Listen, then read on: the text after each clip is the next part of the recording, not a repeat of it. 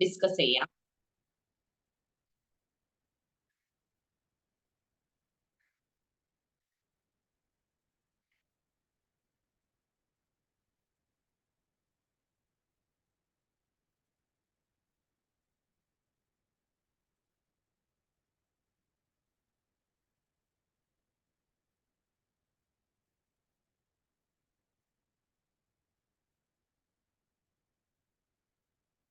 Screen കാണാമോ? കാണാം മാം.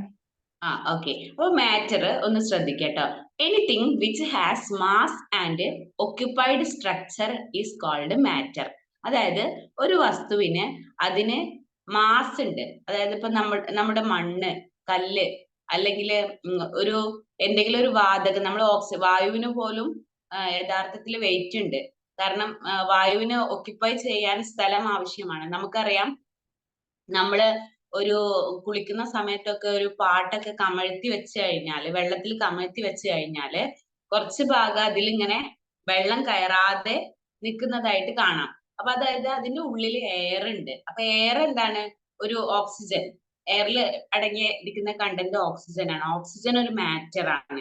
അപ്പൊ അതുപോലെ ഏത് വസ്തുവും, ഈ ലോകത്തുള്ള ഈ ലോകത്ത് മൊത്തം ഈ പ്രപഞ്ചത്തിലുള്ള ഏത് വസ്തുവും അതിന് മാസ് ഉണ്ട്. അതായത് അതിന് ഭാരം അല്ലെങ്കിൽ മാസ് ഉണ്ട്. അതുപോലെ അതിന് സ്പേസ്, സ്ഥിതി ചെയ്യാൻ സ്ഥലം ആവശ്യമാണ്. അങ്ങനെയുള്ള ഏതൊരു വസ്തുവിനെയും നമ്മൾ മാറ്റർ എന്ന് വിളിക്കുന്നു. അപ്പൊ ഈ നമ്മൾ കെമിസ്ട്രിയുടെ ഡെഫിനിഷനിൽ നിന്നാണ് ഇങ്ങോട്ട് വരുന്നത്. അതായത് നമ്മൾ പറഞ്ഞിട്ടുണ്ടായിരുന്നു, ഒരു വസ്തുവിന്റെ, ഒരു മാറ്ററിന്റെ പ്രോപ്പർട്ടീസിനെ കുറിച്ചും കോമ്പോസിഷൻ, അതിന്റെ സ്വഭാവത്തെ കുറിച്ചും, അതേപോലെ അതിൽ അടങ്ങിയിരിക്കുന്ന കണ്ടന്റിനെ കുറിച്ചും, അതുപോലെ അതിന്റെ സ്ട്രക്ചറിന്, അത് എങ്ങനെയാണ് ഉള്ളതിനെ ഇതിനൊക്കെ കുറിച്ച് പഠിക്കുന്ന, വളരെ മൈന്യൂട്ടായി പഠിക്കുന്ന ഒരു ശാസ്ത്രശാഖയാണ് കെമിസ്ട്രി എന്ന് പറഞ്ഞു. അപ്പൊ എന്താണ് ഈ മാറ്റർ എന്ന് നമുക്ക് അറിയണമല്ലോ.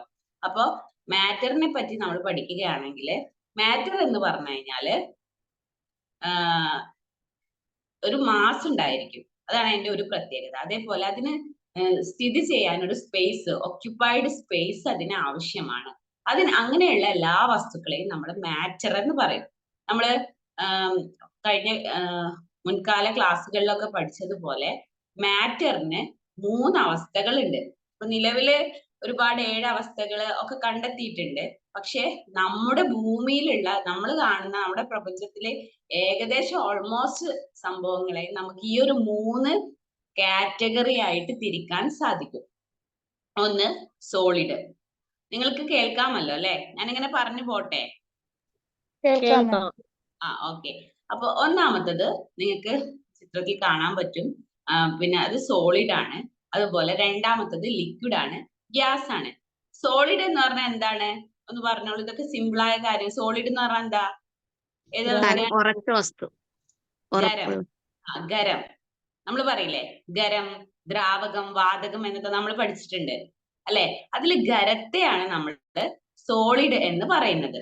അതേപോലെ നമുക്ക് പ്രത്യേക ആകൃതി, നമ്മളിപ്പോ ജലം, വെളിച്ചെണ്ണ, അതുപോലെയുള്ള വസ്തുക്കളെയാണ് സാധാരണ ദ്രാവകം അല്ലെങ്കിൽ ലിക്വിഡ് എന്ന് പറയുന്നത്. അതായത് അതിന് പ്രത്യേകമായിട്ടൊരു, സ്വന്തമായിട്ട് അതിന് എന്തില്ല, ഒരു ആകൃതി ഇല്ല. അത് ഏത് പാത്രത്തിലാണോ, ഏത് വെസലിലാണോ നമ്മൾ ഒഴിക്കുന്നത്, അത് സ്ഥിതി ചെയ്യുന്നത്, അതിന്റെ ആകൃതി സ്വീകരിക്കുന്നവയാണ് ലിക്വിഡ് എന്ന് പറഞ്ഞു കഴിഞ്ഞാൽ. പിന്നെ അടുത്തത് ഗ്യാസ്. അതിന് ആകൃതി ഇല്ല, എന്നാൽ ഒക്യുപ്പൈ ചെയ്യാൻ അതിന് സ്പേസ് വേണം. അതിന്റെ തന്മാത്രകൾ ഒരുപാട് അകലത്തിലാണ്. അപ്പൊ ഒരു ചെറിയൊരു ഉദാഹരണം പറഞ്ഞാൽ, സോളിഡിന് ഒരു ഉദാഹരണം ആണ് NaCl, ഉപ്പ്. അതായത് നിങ്ങൾ പറഞ്ഞ ഉറച്ച വസ്തു, ഒരു പ്രത്യേക ആകൃതിയുള്ള വസ്തുവാണ്. ലിക്വിഡിന് ഒരു ഉദാഹരണമാണ് ജലം. അതുപോലെ ഗ്യാസിന്റെ ഒരു ഉദാഹരണമാണ് ഓക്സിജൻ. അപ്പോ ഈ ഒരു ഉദാഹരണത്തിൽ നിന്ന് തന്നെ ഇങ്ങനെ ഈ ഒരു അർത്ഥത്തില് മാറ്റേഴ്സിനെ, നമ്മുടെ പ്രപഞ്ചത്തിലുള്ള വസ്തുക്കളെ 3 ആയിട്ട് തരംതിരിച്ചിട്ടുണ്ട്. അപ്പൊ അതാണ് സോളിഡ്, ലിക്വിഡ്, ഗ്യാസ്. ഇനി അതിന്റെ പ്രത്യേകതകളും നമുക്ക് നോക്കാം. കാണാമോ? ഒരു 3 കോളമായിട്ട് ഇതില് കാണിച്ചിട്ടുണ്ട്. അപ്പൊ അതിന്റെ പ്രത്യേകതകൾ ഒന്ന് നോക്കൂ. സോളിഡിന് എന്തുണ്ട്? ഡെഫിനിറ്റ് വോളിയം ഉണ്ട്. അത് കൃത്യമായി നമുക്കറിയാം. ഒരു ഉപ്പിനൊക്കെ കൃത്യമായി നമുക്ക് അളന്നെടുക്കാനും അതുപോലെ അത് കൃത്യമായിട്ട് ഡെഫിനിറ്റ് ഒരു ഡിഫൈൻ ചെയ്ത ഒരു വ്യാപ്തം അതിനുണ്ട്. അതുപോലെ അതിന് കൃത്യമായ ഒരു ഷേപ്പ് ഉണ്ട്. അത് അതായത് നമുക്ക് കാണാൻ സാധിക്കും ഇന്നതാണ് എന്നുള്ള ഒരു ഷേപ്പ്. നമുക്കിപ്പോ ചതുരം, വട്ടം അങ്ങനെയുള്ള ഷേപ്പ് അല്ല, നമുക്ക് അതിന് കണ്ടാൽ തന്നെ നമുക്കറിയാം സോളിഡ് ആയിട്ടുള്ള ഒരു വസ്തുവിന് ഒരു പ്രത്യേകമായിട്ടുള്ള ഒരു ഷേപ്പ് ഉണ്ട് എന്നറിയാം. അതേപോലെ അതിന് കൃത്യമായ ഒരു സൈസ് ഉണ്ട്, നമുക്ക് കണ്ടാൽ തന്നെ അറിയാം അതിനൊരു കൃത്യമായ അതുപോലെ പിന്നെ the particles R closely packed ആണ്. നിങ്ങൾ ആ ചിത്രത്തിൽ നിങ്ങൾക്ക് കാണാൻ സാധിക്കും. ഇവിടെ സോളിഡ് ഒരു ചുവന്ന ഒരു വെസലിൽ ചുവന്ന കുറച്ച് ബോളുകൾ അടുക്കി പെറുക്കി വെച്ചിരിക്കുന്നത് വളരെ അടുത്ത് സ്ഥിതി ചെയ്യുന്നതായിട്ട് കാണാൻ പറ്റും അല്ലേ? കാണുന്നില്ലേ? അതിന്റെ സോളിഡിന്റെ താഴെയുള്ള ചിത്രത്തിൽ നിങ്ങൾക്ക് ശ്രദ്ധിച്ചാൽ കാണാൻ പറ്റും. അപ്പോ അതിനെ നമ്മൾ പാർട്ടിക്കിൾസ് ആർ ക്ലോസ്ലി പാക്ഡ് ആയിരിക്കും എന്ന് പറയും. അതേപോലെ വളരെ സ്ലോലി ആയിരിക്കും അതിനുള്ളിലുള്ള മോളിക്യൂൾസ് അതിനുള്ള പാർട്ടിക്കിൾസ് വളരെ സ്ലോലി ആയിട്ടേ ചലിക്കുകയുള്ളൂ. അതായത് അതിന്റെ ഉള്ളിലൂടെ നമ്മള് ഈ ഇരുമ്പ് ഒരു സോളിഡ് ആണ്, അതേപോലെ അതിന്റെ ഉള്ളിലുള്ള പാർട്ടിക്കിൾസ് ചെറിയ രൂപത്തിൽ ചലിക്കുന്നുണ്ട്, പക്ഷെ വളരെ വളരെ വളരെ സ്ലോലി ആയിട്ട് അതിന് ചലിക്കാൻ സാധിക്കുകയുള്ളൂ. ഇനി അടുത്തത് ലിക്വിഡ്സ് ആണ്. ലിക്വിഡ്സ് എന്ന് പറഞ്ഞാൽ നമുക്കറിയാം ദ്രാവകങ്ങൾ. കേൾക്കാമോ? കിട്ടുന്നുണ്ടല്ലോ അല്ലെ? കേൾക്കാം. ഓക്കെ. ലിക്വിഡ്സ് എന്ന് പറഞ്ഞു കഴിഞ്ഞാൽ അതിനൊരു കൃത്യമായ ഷേപ്പ് ഇല്ല. അതിന് നമുക്കറിയാം, നമ്മൾ ജലത്തിന് ഉദാഹരണമായി എടുക്കുകയാണെങ്കിൽ അതിന് കൃത്യമായിട്ടൊരു ആകൃതി നമുക്ക് കാണാൻ പറ്റില്ല. അതേപോലെ അത് ഏത് കണ്ടെയ്നറിലാണോ, take the shape of the container. അതായത് അത് നമ്മൾ ഏത് പാത്രത്തിലാണോ ഒഴിച്ചു വെച്ചത് അതിന്റെ ഷേപ്പ് ആയിരിക്കും അതിനുണ്ടാവുക. അതേപോലെ അതിന് കൃത്യമായൊരു ഡെഫിനിറ്റ് വോളിയം ഉണ്ടായിരിക്കും. പിന്നെ അതിന്റെ ചിത്രത്തിൽ നമുക്ക് കാണാൻ സാധിക്കും അതിന്റെ ആ പാർട്ടിക്കിൾസ് കുറച്ച് അത്ര തന്നെ ക്ലോസ് അല്ല. സോളിഡ് വളരെ ക്ലോസ്ലി പാക്ഡ് ആയിരുന്നു, എന്നാൽ particles are not so close mobile in nature. അതിങ്ങനെ ചലിച്ചു കൊണ്ടിരിക്കും. നമുക്കറിയാം ഒരു കല്ലിനെ ഒരു സോളിഡ് ആണല്ലോ, അപ്പൊ കല്ല് അവിടെ നമ്മൾ എവിടെയെങ്കിലും വെച്ചാൽ അത് അവിടെ നിൽക്കും. എന്നാൽ അതേ സമയത്ത് നമ്മൾ പോയിട്ട് ഒരു വെളിച്ചെണ്ണ എങ്ങാണ്ട് ഉറ്റിച്ചു കൊടുത്താൽ അതങ്ങ് ഇങ്ങനെ ഒഴുകാൻ തുടങ്ങും. അതായത് പാർട്ടിക്കിൾസ് മൂവ് സ്ലോലി. പക്ഷെ സോളിഡിനേക്കാളും കൂടുതലായിരിക്കും അതിന്റെ മൂവ്മെന്റ് എന്ന് പറഞ്ഞു കഴിഞ്ഞാൽ. ഇനി അടുത്തത് ഗ്യാസസ് ആണ്. ഗ്യാസസിന്റെ ആ ഒരു കണ്ടെയ്നറിൽ നിങ്ങൾക്കറിയാം അതിലുള്ള തന്മാത്രകൾ തമ്മിലുള്ള അകലം നിങ്ങൾക്ക് കണ്ടാൽ, അതിലുള്ള തന്മാത്രകൾ തമ്മിലുള്ള അകലം നിങ്ങൾക്ക് കണ്ടാൽ തന്നെ അറിയാം വളരെ അകലത്തിലാണ് അത് സ്ഥിതി ചെയ്യുന്നത്. അപ്പൊ അതിന് ഒരു ഇൻഡെഫിനിറ്റ് ഷേപ്പും അതുപോലെ വോളിയവുമാണ് അതിനുണ്ടാവുക. നമ്മളത് കണ്ടെയ്നറിൽ ഒഴിച്ചു വെച്ചു എന്ന് വിചാരിച്ചു നമുക്ക് അതിന്റെ ഷേപ്പ് ഒന്നും ഡിറ്റക്ട് ചെയ്യാൻ സാധിക്കുകയില്ല.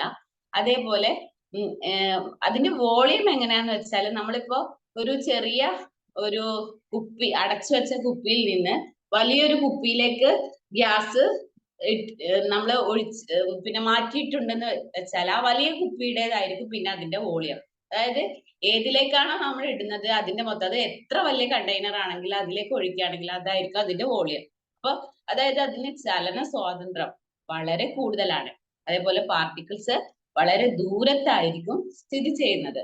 അതുപോലെ പാർട്ടിക്കിൾസിന്റെ മൂവ്മെന്റ് വളരെ കൂടുതലായിരിക്കും. നമ്മള് ഒരു ഏതെങ്കിലും വാതക ചോർച്ചയൊക്കെ പെട്ടെന്ന് ഉണ്ടാവുകയാണെന്നുണ്ടെങ്കിൽ നമുക്കറിയാം നമ്മുടെ തൊട്ടടുത്ത പിന്നെ റൂമുകളിലുള്ള വാതകം അങ്ങനെ എന്തെങ്കിലും ഒരു ഗ്യാസോ മറ്റോ ലീക്ക് ഔട്ട് ആവുകയാണെങ്കിൽ നമുക്ക് പെട്ടെന്ന് അതിന്റെ മണം കിട്ടാൻ സാധിക്കും. അപ്പൊ അതായത് ഇത് വളരെ ഫാസ്റ്റ് ആയിട്ട് ഇതിന്റെ മൂവ്മെന്റ് ഉണ്ട്. ഇതാണ് ബേസിക് ആയിട്ട് നമ്മള് മാറ്ററിന്റെ ക്ലാസിഫിക്കേഷൻ ആയ മാറ്റേഴ്സിനെ നമ്മൾ തരംതിരിച്ചത് മൂന്നായിട്ടാണ്, സോളിഡ്, ലിക്വിഡ്, ഗ്യാസസ് എന്നാണ്. അതിന്റെ ഒരു പ്രധാനപ്പെട്ട ക്ലാസിഫിക്കേഷൻസ് ഇതാണ്. ഇതിന്റെ ഒരു പ്രത്യേകത നിങ്ങൾക്ക് എല്ലാവർക്കും കിട്ടിയോ? ഓക്കെ അല്ലേ? ഓക്കെ. ഓക്കെ. ഇനി എന്തെങ്കിലും ഇതിൽ എക്സ്പ്ലെയിൻ ചെയ്യാനുണ്ടോ എന്ന് പറയൂ. ഓരോന്ന് നമുക്ക് ക്ലിയർ ആയിട്ട് പോവാം. ഇത് ഓക്കെ ആണല്ലോ അല്ലെ? Okay ma'am. ഓക്കെ. ഇനി നെക്സ്റ്റിലേക്ക് പോവാം കേട്ടോ. ഓക്കെ. ഇനി മാറ്ററിനെ നമ്മൾ ക്ലാസിഫൈ ചെയ്തിട്ടുണ്ട്. അതായത് മാറ്ററിന് നമ്മൾ പ്യുവർ സബ്സ്റ്റൻസ് ആയിട്ടും ശുദ്ധ പദാർത്ഥമായിട്ടും അതുപോലെ മിക്സ്ചർ എന്ന് പറഞ്ഞാൽ മിശ്രിതങ്ങളായിട്ടും ക്ലാസിഫൈ ചെയ്തിട്ടുണ്ട്. അതായത് മാറ്ററിനെ പ്യുവർ സബ്സ്റ്റൻസ് എന്ന് പറഞ്ഞു കഴിഞ്ഞാൽ നമുക്കറിയാം അതില് അത് പ്യുവർ ആണ്. അതായത് യാതൊരു പുറത്തു നിന്നും ഒരു വസ്തു അതിലേക്ക് ഇഴുകി ചേർന്നിട്ടില്ല. അതിന് നമ്മളിപ്പോ ഹൈഡ്രജൻ ഒരു പ്യുവർ സബ്സ്റ്റൻസ് ആണ്. അതുപോലെ H2O വാട്ടർ ഒരു പ്യുവർ സബ്സ്റ്റൻസ് ആണ്. അത് H2O ആണെങ്കിൽ അതിൽ പിന്നെ ഒരുപാട് കണ്ടന്റ് ഒന്നും നമുക്ക് കാണാൻ സാധിക്കുകയില്ല. ഹൈഡ്രജൻ എന്ന് പറഞ്ഞ എലമെന്റ് എച്ച് ഒരു പ്യുവർ സബ്സ്റ്റൻസ് ആണ്. ഓക്സിജൻ ഒരു പ്യുവർ സബ്സ്റ്റൻസ് ആണ്. പ്യുവർ സബ്സ്റ്റൻസിനെ നമുക്ക് എലമെന്റ്സും അഥവാ മൂലകങ്ങളും സംയുക്തങ്ങളും എന്ന് നമ്മൾ വിളിക്കുന്നത് ഈ പ്യുവർ സബ്സ്റ്റൻസിനെയാണ്. ശുദ്ധപദാർത്ഥങ്ങളാണ് മൂലകങ്ങളും സംയുക്തങ്ങളും. ഫർദർ ക്ലാസിഫിക്കേഷൻ നിങ്ങൾക്ക് കാണാൻ സാധിക്കും. പ്യുവർ സബ്സ്റ്റൻസിനെ വീണ്ടും രണ്ടായിട്ട് തരംതിരിച്ചിട്ടുണ്ട്. അതിൽ എലമെന്റ്സ് മൂലകങ്ങൾ എന്നും അതേപോലെ കോമ്പൗണ്ട്സ് സംയുക്തങ്ങൾ എന്നും രണ്ടായിട്ട് തരംതിരിച്ചതായിട്ട് നിങ്ങൾക്ക് കാണാൻ സാധിക്കും. കാണുന്നുണ്ടോ? ഓക്കെ. ഇനി അടുത്തത് മാറ്ററിന് രണ്ടാമത്തെ ഒരു ക്ലാസിഫിക്കേഷൻ ആണ് മിക്സ്ചർ അഥവാ മിശ്രിതങ്ങൾ എന്ന് പറഞ്ഞു കഴിഞ്ഞാൽ. ഈ മിശ്രിതങ്ങൾ എന്ന് പറഞ്ഞു കഴിഞ്ഞാല് നമുക്കറിയാം ഇപ്പൊ നമ്മൾ സാധാരണ മിക്സ്ചർ ഒക്കെ ഉണ്ട്, നമ്മുടെ വീട്ടിലൊക്കെ യൂസ് ചെയ്യുന്ന മിക്സ്ചർ ഒക്കെ ഇതില് പെടും. കാരണം എന്താ വെച്ചാൽ അതിൽ കടല, പയറ്, അതുപോലെ കുറച്ച് വേറെ സംഭവങ്ങള്, കറിവേപ്പ്, അങ്ങനെ എല്ലാം കൂടി കൂടിയിട്ട് പല പല ഐറ്റംസ് കൂടി ചേർന്ന സംഭവമാണ് മിക്സ്ചർ എന്ന് പറഞ്ഞു കഴിഞ്ഞാൽ. ആ മിക്സ്ചറിനെ തന്നെ നമുക്ക് രണ്ടായിട്ട് വീണ്ടും ക്ലാസിഫൈ ചെയ്യാൻ സാധിക്കും. ഒന്ന് ഹോമോജീനസ് മിക്സ്ചറും രണ്ടാമത്തത് ഹെറ്ററോജീനിയസ് മിക്സ്ചറും. ഒന്നുകൂടി ഞാൻ പറയാം, ഒന്ന് കൂടെ വരണേ. മാറ്റർ എന്ന് പറഞ്ഞു കഴിഞ്ഞാൽ നമുക്കതിനെ ശുദ്ധ പദാർത്ഥങ്ങൾ എന്നും മിക്സ്ചർ അഥവാ മിശ്രിതങ്ങൾ എന്നും നമുക്ക് ക്ലാസിഫൈ ചെയ്യാൻ പറ്റും, തരംതിരിക്കാൻ പറ്റും. അതിൽ പ്യുവർ സബ്സ്റ്റൻസിന്റെ വിഭാഗത്തിൽ വരുന്നതാണ് എലമെന്റ്സും കോമ്പൗണ്ട്സും. ഈ എലമെന്റ്സ് എന്ന് പറഞ്ഞു കഴിഞ്ഞാൽ നമുക്കറിയാം അതിന് ഉദാഹരണമാണ് നമ്മൾ കാണുന്ന നമ്മൾ ഇതുവരെ കേട്ട ഹൈഡ്രജൻ, ഓക്സിജൻ, അതുപോലെ കാർബൺ ഡൈ ഓക്സൈഡ്. പക്ഷെ എന്താണ്? മിശ്രിതമാണ്. ഒന്നിൽ കൂടുതൽ എലമെന്റ്സ് കൂടിച്ചേർന്നുണ്ടാകുന്ന പദാർത്ഥങ്ങളെയാണ് നമ്മളപ്പോ മിശ്രിതങ്ങൾ എന്ന് പറയുന്നത്. ഇപ്പൊ H2O അതൊക്കെ മിശ്രിതങ്ങൾക്കാണ് ഉദാഹരണം. എന്നാൽ അതിലുള്ള ഹൈഡ്രജൻ, ഓക്സിജൻ എന്നിവ ഓരോന്നും എടുത്തു നോക്കുകയാണെങ്കിൽ അത് എലമെന്റും ആണ്. അപ്പൊ ഇതാണ് പ്യുവർ സബ്സ്റ്റൻസിന്റെ ക്ലാസിഫിക്കേഷൻ. ഇനി അടുത്തത് മിക്സ്ചർ ആണെങ്കിലോ, മിക്സ്ചറിനെ നമുക്ക് രണ്ട് രീതിയിൽ ക്ലാസിഫൈ ചെയ്തെടുക്കാൻ പറ്റും. ഹോമോജീനിയസ് മിക്സ്ചർ എന്നും അതേപോലെ ഹെറ്ററോജീനിയസ് മിക്സ്ചർ എന്നും. ഇതിൽ ഹോമോജീനിയസ് മിക്സ്ചർ എന്ന് പറഞ്ഞാൽ എന്താണ്? ആ മിക്സ്ചറിന്റെ, അതായത് നമ്മള് ഹോമോജീനിയസ് മിക്സ്ചറിന് ഒരു ഉദാഹരണം പറയുകയാണെങ്കിൽ എയർ അഥവാ നമ്മുടെ വായു എല്ലാ ഭാഗത്തും ഒരുപോലെയാണ്.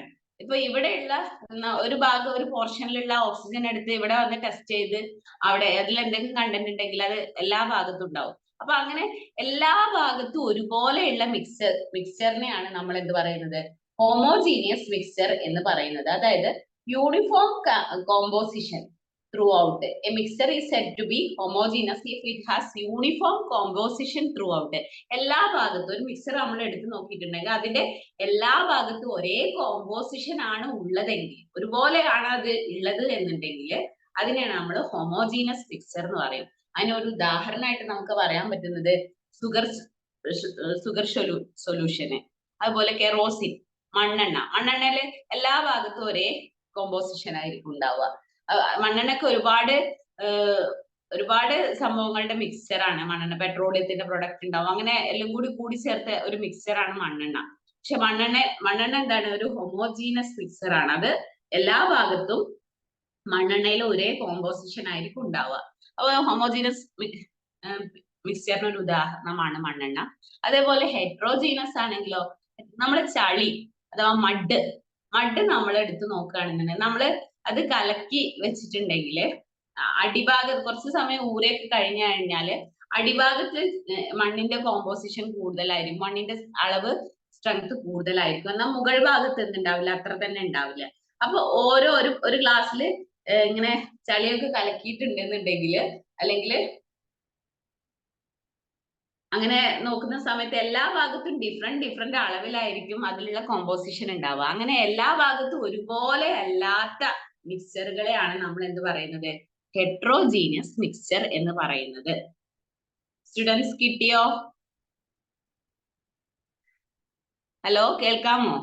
കേൾക്കാം മിസ്, കേൾക്കാം. അപ്പൊ ഇതുവരെ ഇതിൽ എന്തെങ്കിലും സംശയം ഉണ്ടെങ്കിൽ ഇപ്പൊ തന്നെ ചോദിച്ചോളൂ. ഹോമോജീനിയസിന് ഉദാഹരണങ്ങളോ ഹെട്രോജീനിയസിന് ഉദാഹരണങ്ങളോ അങ്ങനെ എന്തെങ്കിലും അറിയണമെങ്കിൽ ചോദിച്ചോളൂ. എന്തെങ്കിലും ഡൗട്ട് ഉണ്ടോ?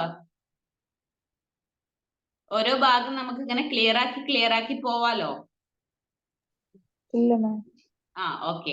അപ്പൊ നമുക്ക് ഇത്രയാണ് നമ്മൾ മാറ്റർ. അപ്പൊ ഈ മാറ്ററുകളുടെ ഇങ്ങനെയുള്ള എല്ലാ വസ്തുക്കളുടെയും പ്രോപ്പർട്ടീസിനെ കുറിച്ചും അതുപോലെ അഥവാ സ്വഭാവങ്ങളെ കുറിച്ചും അതിൽ അടങ്ങിയിരിക്കുന്ന കോമ്പോസിഷനുകളെ കുറിച്ചും ഒക്കെ നമ്മൾ പഠിക്കുന്ന ശാസ്ത്രശാഖയാണ് നമ്മൾ കെമിസ്ട്രി എന്ന് പറയുന്നത്. അപ്പൊ ഇതൊരു ബേസിക് സംഭവമാണ്. അപ്പൊ എന്താണ് മാറ്റർ എന്ന് ഇതിൽ എക്സ്പ്ലെയിൻ ചെയ്യേണ്ടതുള്ളത് കൊണ്ട് അതിനെപ്പറ്റി കൃത്യമായ ഒരു അവബോധം നമുക്ക് കിട്ടാനും വേണ്ടിയിട്ടാണ് ഇത് പറഞ്ഞിട്ടുള്ളത്.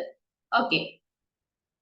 ഇനി നമ്മള് കഴിഞ്ഞ ക്ലാസ്സിൽ ഓക്കെ അതില് നമുക്കറിയാം ഒരു പ്രത്യേകത എന്ന് പറഞ്ഞാൽ ഈ സോളിഡിനെ നമുക്ക് ഹീറ്റ് ചെയ്ത് കഴിഞ്ഞാല് ലിക്വിഡ് ആക്കി മാറ്റാൻ പറ്റും. ലിക്വിഡിനെ കൂൾ ചെയ്ത് കഴിഞ്ഞാല് സോളിഡ് ആക്കി തിരിച്ചു മാറ്റാൻ പറ്റും. അതേപോലെ ലിക്വിഡ് വീണ്ടും ഹീറ്റ് ചെയ്ത് കഴിഞ്ഞാൽ നമുക്ക് ഗ്യാസ് ആക്കി മാറ്റാൻ പറ്റും. ഗ്യാസിനെ കൂൾ ചെയ്ത് കഴിഞ്ഞാല് ലിക്വിഡ് തന്നെ ആക്കി മാറ്റാൻ പറ്റും. ഓക്കെ. അപ്പോ ഇതാണ് ആ മൂന്ന് മാറ്റേഴ്സിന്റെ മൂന്ന് വിഭാഗങ്ങളാണ് സോളിഡ്, ലിക്വിഡ്, ഗ്യാസ്. ഇവ തമ്മിലുള്ള ഒരു റിലേഷൻ എന്ന് പറഞ്ഞു കഴിഞ്ഞാൽ ഹീറ്റ് ആൻഡ് കൂൾ റിലേഷൻ ആണ്. ഹീറ്റ് സോളിഡിനെ ഇപ്പൊ നമ്മള് ഐസ് ഒരു സോളിഡ് ആണ്, ഒരു H2O ഒരു സോളിഡ് രൂപമാണ് അഥവാ ഖര രൂപത്തിനെയാണ് നമ്മൾ ഐസ് എന്ന് പറയുന്നത്. ആ ഐസ് നമ്മൾ ഹീറ്റ് ചെയ്തിട്ടുണ്ടെങ്കിൽ അത് ജലമായി മാറുന്നത് നമുക്ക് കാണാൻ പറ്റും. അതേപോലെ ഈ ജലം വീണ്ടും ഹീറ്റ് ചെയ്ത് കഴിഞ്ഞാല് ഗ്യാസ് ആയിട്ട് മാറുന്നത് കാണാൻ പറ്റും. ഗ്യാസ് വീണ്ടും നമ്മൾ ഒരു കണ്ടെയ്നറിൽ വെച്ച് കൂൾ ചെയ്തിട്ട് കണ്ടൻസ് ചെയ്തെടുത്തിട്ട് നമുക്ക് ലിക്വിഡ് തന്നെ ആക്കി മാറ്റാൻ പറ്റും. പിന്നെ ആ ലിക്വിഡിനെ വീണ്ടും കൂൾ ആക്കി കഴിഞ്ഞാല് സോളിഡ് ആക്കി മാറ്റാൻ പറ്റും. അപ്പൊ ഇത്രയും കാര്യങ്ങളാണ് ഇതിനെ പറ്റിട്ട് പറയാനുള്ളത്. ഓക്കെ. ഇനി ഒന്നുകൂടി പ്യുവർ സബ്സ്റ്റൻസിന് എന്താണ് ഒരു എക്സാമ്പിൾ എന്ന് ഞാൻ പറഞ്ഞല്ലോ. Materials containing only one substance is called a pure substance. അതിനെ നമുക്ക് എലമെന്റ്സ് എന്ന് ക്ലാസിഫൈ ചെയ്യാം, അതുപോലെ കോമ്പൗണ്ട്സ് എന്ന് ക്ലാസിഫൈ ചെയ്യാം. An element consists of only one type of particle. Element എന്ന് പറഞ്ഞാൽ എന്താ? Only one type of particle മാത്രമുള്ളതിനാണ് നമ്മൾ എലമെന്റ് എന്ന് പറയുന്നത്. അതിന് എക്സാമ്പിൾ ഓക്സിജൻ, അതുപോലെ ക്ലോറിൻ, ഹൈഡ്രജൻ എക്സെട്ര അതിന് എക്സാമ്പിൾ ആണ്. അപ്പോ ഈ എലമെന്റ്സുകൾ കൂടി ചേർന്നിട്ട് പിന്നെ അവയുടെ particles may be atoms, molecules. എലമെന്റ്സിൽ ഒന്നെങ്കിൽ പിന്നെന്താണ് H2, അതുപോലെ ഓക്സിജൻ, Cl2, ക്ലോറിൻ, ഇതൊക്കെ എലമെന്റ്സിന് എക്സാമ്പിൾ ആണ്. പക്ഷെ കോമ്പൗണ്ട്സ് എന്ന് പറഞ്ഞു കഴിഞ്ഞാൽ ആറ്റങ്ങൾ കൂടി ചേർന്ന് അല്ലെങ്കിൽ പിന്നെ ഇപ്പൊ നോക്കൂ, അതിലൊരു ഉദാഹരണം H2O ഉണ്ട്. H2O ചിത്രം നിങ്ങൾക്ക് കാണാൻ പറ്റും. കോമ്പൗണ്ട്സിന്റെ തൊട്ട് മുകളിലായിട്ട് ഹൈഡ്രജൻ, 2 ഹൈഡ്രജനും ഒരു ഓക്സിജനും ഒരു പ്രത്യേക രൂപത്തില് സ്ട്രക്ചർ ഉണ്ടാക്കിയിട്ടാണ് വാട്ടർ ഉണ്ടാവുന്നത്. അതേപോലെ HCl നിങ്ങൾക്ക് കാണാൻ പറ്റും. ഹൈഡ്രജനും ക്ലോറിനും കൂടി ചേർന്നിട്ട് HCl ഉണ്ടാവുന്നു. അപ്പൊ ഇങ്ങനെ വ്യത്യസ്ത one or more atoms of the different elements കൂടി ചേർന്ന് കഴിഞ്ഞാലാണ് എന്തുണ്ടാവുന്നത്? കോമ്പൗണ്ട്സ് ഉണ്ടാവുന്നത്. അതിനൊരു എക്സാമ്പിൾ ആണ് മുകളിൽ കാണിച്ചിരിക്കുന്ന വാട്ടർ, അതുപോലെ HCl എന്നിവ. അപ്പോ നിങ്ങൾക്ക് പ്യുവർ സബ്സ്റ്റൻസ് എന്താണെന്ന് അഥവാ ചോദിക്കുകയാണെങ്കിൽ material containing only one substance is called pure substance എന്നും, അതുപോലെ എന്താണ് എലമെന്റ് എന്ന് ചോദിച്ചാൽ an element consists of only one type of particle എന്നും, എന്താണ് കോമ്പൗണ്ട് എന്ന് ചോദിച്ചാൽ when two or more atoms of different element is combined the molecule of the compound is obtained. അങ്ങനെ കിട്ടുന്ന മോളിക്യൂൾസിനെയാണ് നമ്മൾ കോമ്പൗണ്ട്സ് എന്ന് പറയുന്നതും നമ്മൾ മനസ്സിലാക്കി വെക്കേണ്ടതുണ്ട്. ഇനി നേരത്തെ പറഞ്ഞ ഹൊമോജീനസ് മിക്സറിന്റെയും ഒക്കെ ഒരു ഡെഫിനിഷൻ ആണ് material containing 2 or more substance present in it. അതിനെയാണ് നമ്മൾ മിക്സ്ചർ എന്ന് പറയുന്നത്. രണ്ട് ടൈപ്പ് ഓഫ് മിക്സർ ഉണ്ട് എന്ന് പറഞ്ഞു. Homogeneous mixture, here composition uniform throughout. നമ്മളിപ്പോ കെറോസീന്, അതുപോലെ ഷുഗർ സൊല്യൂഷന്, ഇവ എല്ലാ ഭാഗത്തും, അതിന് രണ്ട് എക്സാമ്പിൾ അതാണ് കെറോസീൻ. അതുപോലെ ബ്രോൺസ് എന്ന് പറഞ്ഞു കഴിഞ്ഞാൽ വെങ്കലം, നമ്മള് പിന്നെ ഈ ടിന്നും ലെഡും ഒക്കെ കൂട്ടിച്ചേർത്ത മിശ്രിതാണ് ബ്രോൺസ് എന്ന് പറഞ്ഞു കഴിഞ്ഞാൽ. അതൊക്കെ എല്ലാ ഭാഗത്തും അതിന് ഈ ടിന്നിന്റെയും ലെഡിന്റെയും കോമ്പോസിഷൻ ഒരുപോലെ ആയിരിക്കും ഉണ്ടാവുക. അപ്പൊ അങ്ങനെയുള്ള മിക്സ്ചറിനെ നമ്മള് ഹൊമോജീനസ് മിക്സ്ചേഴ്സ് എന്നാണ് പറയുന്നത്. എന്നാൽ compounds not uniform throughout, അതായത് ഓയില്, പിന്നെ ഓയിൽ ഇൻ വാട്ടർ. ഒരു എക്സാമ്പിൾ നേരത്തെ നമ്മൾ മഡ് പറഞ്ഞതുപോലെ തന്നെ, ചളി ഒക്കെ മണ്ണ് കലക്കിയ വെള്ളം പറഞ്ഞതുപോലെ ഓയിൽ ഇൻ വാട്ടർ. വാട്ടറിൽ ഓയിൽ ഒഴിച്ചു കഴിഞ്ഞാൽ നമുക്കറിയാം മുകൾ ഭാഗത്ത് ഒന്ന് നമ്മൾ നന്നായിട്ട് ഷേക്ക് ചെയ്ത് കഴിഞ്ഞാലും അതിന്റെ ഓരോ ഭാഗത്ത് കൂടി ചേരാതെ ഇങ്ങനെ കിടക്കുന്നതായി കാണാൻ പറ്റും. അപ്പൊ ഡിഫറെന്റ് സ്ഥലത്ത് എടുത്തുകൊണ്ട് നമ്മൾ പരിശോധിച്ചാൽ ഓയിലിന്റെ അളവ് എല്ലാ ഭാഗത്തും ഒരുപോലെ ആയിരിക്കില്ല. അപ്പൊ ഇത് ഹെറ്ററോജീനസ് മിക്സ്ചേഴ്സിന് ഒരു എക്സാമ്പിൾ ആണ്. ഇനി സ്റ്റുഡൻസ് കിട്ടിയില്ലേ? ഓക്കെ അല്ലേ? നമുക്ക് തുടരാമല്ലോ. ഹലോ. നിങ്ങൾ ഇങ്ങനെ ഇടയ്ക്ക് ഇങ്ങനെ പിന്നെ എന്തെങ്കിലും ഒന്ന് സംസാരിച്ചില്ലെങ്കിലേ നമുക്ക് ഇങ്ങനെ ഒരു സുഖല്ല, അതുകൊണ്ടാ ചോദിക്കുന്നത് കേട്ടോ. ഓക്കെ, നോട്ട് ഗ്രൂപ്പിൽ ഇടൂലേ? നോട്ട് ഗ്രൂപ്പിലിടും. എന്നാലും ഒന്ന് ശ്രദ്ധിക്കണം കേട്ടോ. അത് പെട്ടെന്ന് ചില ടേംസ് ഒക്കെ ചിലർക്ക് മനസ്സിലാവാൻ പ്രയാസം ഉണ്ടാവും. അപ്പൊ ഇത് കറക്റ്റ് തന്നെ ഒന്ന്, ഈ സംഭവങ്ങളൊക്കെ ഞാൻ ഗ്രൂപ്പിലിടും. പിന്നെ ഞാൻ എഴുതി വെച്ച നോട്ട് ഞാൻ ഗ്രൂപ്പിലിടാം കേട്ടോ. ഓക്കെ, കഴിഞ്ഞ നോട്ടൊക്കെ കിട്ടിയില്ലേ? കിട്ടിയായിരുന്നു മിസ്സേ. ഓക്കെ. ഇനി നമുക്ക് properties of matter and their measurement. അപ്പൊ നമ്മള് രണ്ട് ടൈപ്പ് ഓഫ് പ്രോപ്പർട്ടി എന്ന് പറഞ്ഞാൽ എന്താ? സ്വഭാവം. ഈ മാറ്ററിന്റെ സ്വഭാവവും അതിന്റെ പിന്നെ അളവും, അതാണ് രണ്ടാമത് ഇനി നമുക്ക് പറയാനുള്ളത്. അതിൽ ഒന്നുണ്ട്, ഇത് നല്ലോണം ശ്രദ്ധിക്കണം കേട്ടോ. മാറ്ററിന്റെ ഫിസിക്കൽ പ്രോപ്പർട്ടീസ് ഉണ്ട്. ഫിസിക്കൽ എന്ന് പറഞ്ഞാൽ നമുക്കറിയാം, നമ്മള് ഏതെങ്കിലുമൊക്കെ ടെസ്റ്റിന് പോകുന്ന സമയത്ത് ഫിസിക്കൽ ടെസ്റ്റ് ഉണ്ടാവും. ഫിസിക്കൽ ടെസ്റ്റ് എന്ന് പറഞ്ഞു കഴിഞ്ഞാൽ നമ്മുടെ നീളം, ഹൈറ്റ്, അതൊക്കെ ചെക്ക് ചെയ്യുന്നതിനാണ് നമ്മൾ എന്താ പറയാ, ഫിസിക്കൽ ആക്ടിവിറ്റീസ്. അത് ഓട്ടം, ചാട്ടം, നമ്മളെങ്ങനെയാണ് നമ്മുടെ ഒരു കപ്പാസിറ്റി ഒക്കെ ചെക്ക് ചെയ്യുന്നതിനാണ് നമ്മൾ ഫിസിക്കൽ പ്രോപ്പർട്ടീസ് എന്ന് പറയാം. അതായത് നമുക്ക് കാണാൻ പറ്റുന്ന, നമുക്ക് അളന്നെടുക്കാൻ പറ്റുന്ന, അതിന്റെ ഐഡന്റിറ്റിയിലൊന്നും യാതൊരു മാറ്റവും ഇല്ലാതെ, അതിന്റെ ഐഡന്റിറ്റിയിലോ കോമ്പോസിഷനിലോ യാതൊരു മാറ്റവും ഇല്ലാതെ നമുക്ക് അളന്നെടുക്കാൻ പറ്റുന്ന പ്രോപ്പർട്ടീസിനെയാണ് നമ്മൾ ഫിസിക്കൽ പ്രോപ്പർട്ടീസ് എന്ന് പറയുന്നത്. അതായത് ഇപ്പൊ നമ്മളൊരു വസ്തുവിന്റെ ഒരു വോളിയം, വ്യാപ്തം നമുക്ക് കാണാൻ പറ്റും. ഒരു വെസലിൽ നമുക്ക് അളന്നെടുത്തിട്ട് എന്താക്കുക, നമ്മള് ഒരു വോളിയം ഒക്കെ ഡിറ്റക്ട് ചെയ്ത് വെച്ചിട്ടുള്ള ഒരു പാത്രത്തിലേക്ക്, ഇപ്പൊ ഇത്ര വോളിയം ml എന്നൊക്കെ ഡിറ്റക്ട് അളവ് എഴുതി വെച്ച ഒരു പാത്രത്തിലേക്ക് നമ്മൾ വെള്ളം ഒഴിക്കുകയാണെന്നുണ്ടെങ്കിൽ നമുക്ക് കൃത്യമായിട്ട് അറിയാം ഇത്ര വോളിയം അതിലുണ്ട് എന്ന് നമുക്ക് പറയാൻ പറ്റും, അളന്നെടുക്കാൻ പറ്റും. അതേപോലെ ഒരു വെയിങ് മെഷീൻ ഉപയോഗിച്ചിട്ട് അളന്നെടുക്കാൻ പറ്റുന്ന ഒരു സംഭവമാണ് മാസ്. അതുപോലെ അതിന്റെ മെൽറ്റിംഗ് പോയിന്റ് എന്ന് പറഞ്ഞാൽ എന്താ? നമ്മളിപ്പോ ജലം തിളപ്പിക്കാൻ ഇങ്ങനെ വെച്ചിട്ട് നമ്മൾ ഐസ് ജലത്തിന്റെ ഖരരൂപമായിട്ടുള്ള ഐസ് ഇങ്ങനെ ഉരുകാൻ വേണ്ടി വെച്ചു. അപ്പൊ എന്നിട്ട് നമ്മൾ ഇങ്ങനെ അതിന്റെ തെർമോമീറ്റർ വെച്ചിട്ട് ഇങ്ങനെ നോക്കുകയാണ്, അത് ഏത് ടൈമിലാണ് മെൽറ്റ് ചെയ്യുന്നത് എന്ന് നമ്മൾ നോക്കുക വെച്ചാൽ സ്റ്റാർട്ട് ചെയ്യുന്ന ആ പോയിന്റിനെയാണ് നമ്മൾ മെൽറ്റിംഗ് പോയിന്റ് എന്ന് പറയുന്നത്.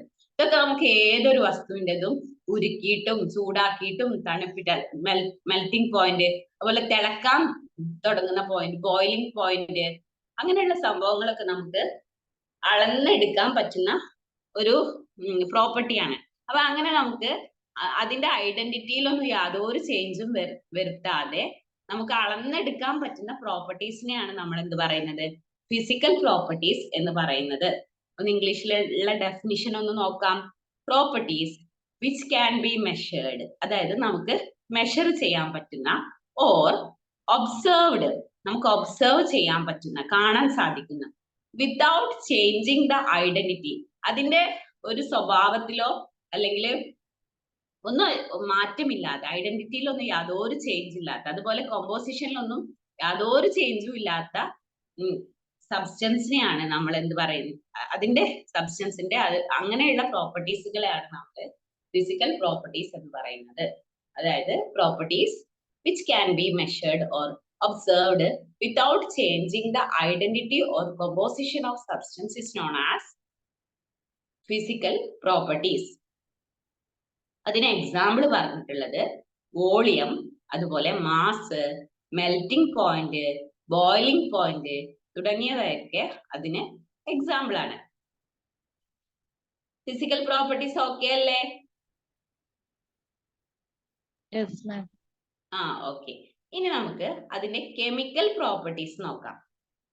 ഫിസിക്കൽ പ്രോപ്പർട്ടീസ് പറഞ്ഞ സമയത്ത് നമ്മൾ നോട്ട് ചെയ്യേണ്ട ഒരു പോയിന്റ് എന്ന് പറഞ്ഞാൽ without changing the identity or composition എന്നാണ്. എന്നാൽ കെമിക്കൽ പ്രോപ്പർട്ടീസ് ആണോ എങ്കിലോ കംപ്ലീറ്റ് അവിടെ രാസമാറ്റം നടന്നിട്ടുണ്ട്. അതായത് മൊത്തം അതിന്റെ ഉള്ളിലുള്ള കോമ്പോസിഷൻ ഒക്കെ മാറിയിട്ടുണ്ട്. അതായത് നമ്മള് ഒരു വിറകെടുത്ത് കത്തിക്കുന്ന സമയത്ത് വിറക് കത്തിക്കഴിഞ്ഞു കഴിഞ്ഞാൽ ചാരം ഉണ്ടാവും. അതായത് കംപ്ലീറ്റ് വിറക് എന്നൊരു വസ്തു, അതില് എന്തുണ്ട്, H2O കണ്ടന്റ് ഉണ്ട്, കാർബൺ ഉണ്ട്, ഓക്സിജൻ ഉണ്ട്. അങ്ങനെയുള്ള ഒരു മരത്തടി നമ്മൾ കത്തിച്ചു കഴിഞ്ഞപ്പോഴും തനി കാർബൺ ആയിട്ട് കരിക്കട്ടയായി മാറിയിട്ടുണ്ട്. അപ്പൊ അവിടെ ശരിയായിട്ടൊരു നല്ലൊരു രാസമാറ്റം അവിടെ നടന്നിട്ടുണ്ട്. ഇപ്പൊ ഓക്സിജനെ നമ്മൾ കത്തിക്കുകയാണ്, കത്തിക്കഴിഞ്ഞാൽ പിന്നെ അവിടെ ഓക്സിജൻ ഇല്ല. കത്തുന്ന സമയത്ത് അത് കാർബൺ ഡൈ ഓക്സൈഡോ അല്ലെങ്കിൽ മറ്റുള്ള കോമ്പൗണ്ടുമായി കൂടിച്ചേർന്ന് അതുപോലെ കാർബൺ മോണോക്സൈഡോ അങ്ങനെയൊക്കെ ആയിട്ട് മാറിയിട്ടുണ്ടാവും. അതായത് അവിടെ ഒരു നല്ലൊരു രാസ മാറ്റം അവിടെ സംഭവിച്ചിട്ടുണ്ട്. അപ്പൊ chemical change in the substance occurs. അപ്പൊ chemical change properties in which a chemical change in which the substance, അങ്ങനെയുള്ള രാസമാറ്റം നടക്കുന്നതിനെയാണ് നമ്മൾ എന്ത് പറയാ, അങ്ങനെയുള്ള അതിന്റെ സ്വഭാവത്തിനാണ് കെമിക്കൽ ചേഞ്ച് നടക്കുന്നതിന്, സബ്സ്റ്റൻസിൽ കെമിക്കൽ ചേഞ്ച് നടക്കുന്നതിനാണ് നമ്മൾ കെമിക്കൽ പ്രോപ്പർട്ടീസ് എന്ന് പറയുന്നത്. അതിനൊരു എക്സാമ്പിൾ ആണ് റസ്റ്റിംഗ്. അതായത് തുരുമ്പ് എന്ന് പറഞ്ഞാൽ ഇരുമ്പ് തുരുമ്പ് എടുത്തു കഴിഞ്ഞു കഴിഞ്ഞാല് അവിടെ ഇരുമ്പേ അല്ലാതാവുകയാണ്. ഇരുമ്പ് എന്ന് പറഞ്ഞു കഴിഞ്ഞാൽ അന്തരീക്ഷത്തിലുള്ള ഓക്സിജനുമായിട്ട് അയണ് കൂടിച്ചേർന്നിട്ട് FeO2 2H2O എന്നൊക്കെ പറഞ്ഞിട്ടുള്ള ഒരു പദാർത്ഥമായി മാറുകയാണ്. അപ്പോ റസ്ലിംഗ് അതൊരു കെമിക്കൽ പ്രോപ്പർട്ടീസ് ആണ്. അഥവാ നമുക്ക് തുരുമ്പെടുക്കുക, അതുപോലെ ബേണിംഗ് കത്തുക എന്ന് പറഞ്ഞിട്ട് കെമിക്കൽ പ്രോപ്പർട്ടീസ് ആണ്. അവിടെ വരുന്നത് കോമ്പോസിഷനിൽ തന്നെ, സ്ട്രക്ചറിൽ തന്നെ മാറ്റം വരുന്ന പ്രോപ്പർട്ടീസിനെയാണ് നമ്മൾ കെമിക്കൽ പ്രോപ്പർട്ടീസ് എന്ന് പറയുന്നത്. അപ്പൊ ഇതൊക്കെ കൃത്യമായിട്ട് നമ്മൾ കെമിസ്ട്രിന്റെ ബേസ് ആണ്. ഇനി കുറെ കഴിഞ്ഞു കഴിഞ്ഞാൽ നമ്മൾ ഓരോ വസ്തുക്കളും പഠിക്കുന്ന സമയത്ത് ഇനി മുന്നോട്ട് പോകുന്ന സമയത്ത് ഫിസിക്കൽ പ്രോപ്പർട്ടി, കെമിക്കൽ പ്രോപ്പർട്ടി എന്ന് പറയേ ഉണ്ടാവുള്ളൂ. അപ്പൊ നമ്മളെ മനസ്സിൽ വേണം എന്താണ് ഒരു വസ്തുവിന്റെ വോളിയം, അതുപോലെ mass, melting point, boiling point, അതിന്റെ സൈസ്, അങ്ങനെയുള്ള അതിന്റെ ബാഹ്യമായി നമുക്ക് കാണുന്ന എല്ലാ സംഭവങ്ങളും അതിന്റെ ഫിസിക്കൽ പ്രോപ്പർട്ടീസിലാണ് വരിക, ഫിസിക്കൽ പ്രോപ്പർട്ടീസിന്റെ ഇനത്തിലാണ് വരുന്നത്. പക്ഷെ അതിന്റെ രാസപ്രവർത്തനങ്ങൾ, അത് എന്തുമായിട്ടൊക്കെ പ്രവർത്തിക്കുന്നു, അത് പ്രവർത്തിച്ചു കഴിഞ്ഞാൽ എന്തുണ്ടാവുന്നു, അതുപോലെ അതിൽ നടക്കുന്ന രാസമാറ്റങ്ങൾ എന്തൊക്കെയാണ്, ഇങ്ങനെയുള്ള കാര്യങ്ങളൊക്കെ വരുന്നത് കെമിക്കൽ പ്രോപ്പർട്ടീസിലായിരിക്കും എന്നുള്ള കാര്യം നമ്മളൊന്ന് അടിസ്ഥാനമായിട്ട് മനസ്സിലാക്കി വെക്കുക കേട്ടോ. റെഡി അല്ലേ? ഓക്കെ. ഓക്കെ. ഇനി നമുക്ക് അടുത്തത്, കഴിഞ്ഞ ക്ലാസ്സിൽ നമ്മൾ തുടങ്ങി വെച്ചൊരു സംഭവം ഉണ്ടായിരുന്നു. അപ്പൊ ഈ ഒരു ബേസ് പറഞ്ഞാലല്ലേ നമുക്ക് ഇതിലേക്കൊക്കെ പോകാൻ പറ്റുള്ളൂ എന്നുള്ളത് കൊണ്ടാണ് ഇതുവരെയുള്ള സംഭവങ്ങളൊക്കെ ഒന്ന് എക്സ്പ്ലെയിൻ ചെയ്തിട്ടുള്ളത്. അപ്പൊ ഒന്ന് കൃത്യമായിട്ട് ഇനി അടുത്ത് നോക്കാം. Law of chemical combinations. വെറുതെ കാർബണും ഓക്സിജനും കൂടി ചേർന്ന് കഴിഞ്ഞാല് കാർബൺ ഡൈ ഓക്സൈഡ് ഉണ്ടാവുന്നു എന്ന് നമുക്കറിയാം. അപ്പൊ ഇത് വെറുതെ അങ്ങ് ഉണ്ടാവുന്നതല്ല, അതിനൊക്കെ ഓരോ കൃത്യമായിട്ടൊരു ലോസ്, നിയമവശങ്ങൾ അതിന്റെ പിന്നിലുണ്ട്. അപ്പൊ കെമിക്കൽ കോമ്പിനേഷൻസ്, ഓരോ വസ്തുക്കൾ, ഓരോ പ്രവർത്തനങ്ങളും നടക്കണം എന്നുണ്ടെങ്കിൽ അവിടെ എന്ത് വേണം, ഒരു പ്രത്യേക നിയമാവലിയുടെ അല്ലെങ്കിൽ ഒരു പ്രത്യേക ലോസ് പ്രകാരമാണ് അവിടെ നടക്കുന്നത്. അപ്പൊ ഇതിനെയാണ് നമ്മൾ ലോസ് ഓഫ് അതില് കുറച്ച് 1, 2, 3, 4, 5 ലോസോളം നമുക്ക് അതിന്റെ ഒരു ബേസിലാണ് നമ്മൾ ഇത് എക്സ്പ്ലെയിൻ ചെയ്യുന്നത്. അപ്പൊ നമുക്ക് പഠിക്കാനുണ്ട്. അപ്പോ അതില് ഒന്നാമത്തെ ലോസ് ആണ് ഇത്, law of conservation of mass. കാണാമോ? കാണാൻ പറ്റുന്നില്ലേ? കാണാം. ആ, ഓക്കെ. ഇത് അന്റോയിൻ ലാവോസിയർ എന്ന് പറഞ്ഞ സയന്റിസ്റ്റ് ആണ് ഈ ലോ ആദ്യമായിട്ട് മുന്നോട്ട് വെച്ചിട്ടുള്ളത്.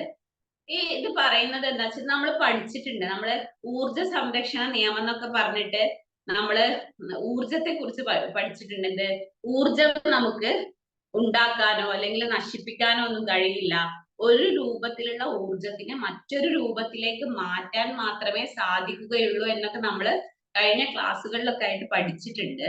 അപ്പൊ അതുപോലെ തന്നെയാണ് നമ്മളിവിടെ മാറ്ററിനെ പറ്റി പഠിച്ചല്ലോ. എന്താണ് മാറ്റർ, എന്താണ് അതിന്റെ ക്ലാസിഫിക്കേഷന്, പിന്നെ എത്ര ടൈപ്പ് മാറ്റർ ഉണ്ട്, അത് എലമെന്റ്സ്, കോമ്പൗണ്ട്സ്, അന്നിങ്ങനെയൊക്കെ നമ്മൾക്ക് തരംതിരിക്കാൻ പറ്റും, അങ്ങനെയൊക്കെ നമ്മൾ പഠിച്ചു.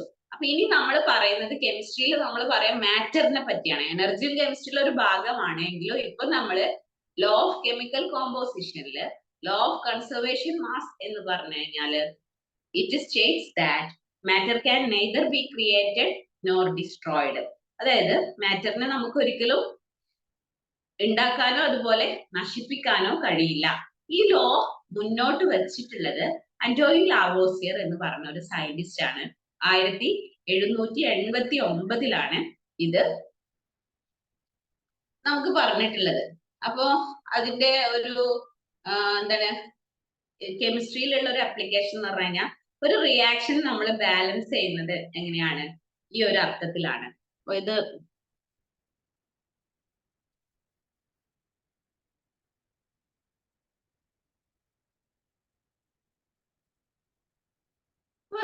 നോക്കൂ, law of conservation of masses. അതിലെ mass is neither created nor destroyed in a chemical reactions എന്ന് നമ്മൾ നോക്കി വെക്കുകയാണെങ്കിൽ A+B gives C+B. ഈ ചിത്രത്തിൽ നിങ്ങൾക്ക് കാണാം. നമ്മൾ ഈ ഒരു ലോ പ്രകാരം എന്താണ്, എയും ബിയും എന്താണ്, റിയാക്റ്റൻസ് ആണ്. എന്താണ് റിയാക്റ്റൻസ്? ഒരാളൊന്ന് അൺമ്യൂട്ട് ചെയ്ത് പറഞ്ഞേ. റിയാക്റ്റൻസ് എന്ന് പറഞ്ഞാൽ എന്താ? ഹലോ സ്റ്റുഡൻസ്, കേൾക്കാമോ? കേൾക്കണ്ട്. എന്താണ് റിയാക്റ്റൻസ്? ഇയാൾ പറയൂ, അറിയോ?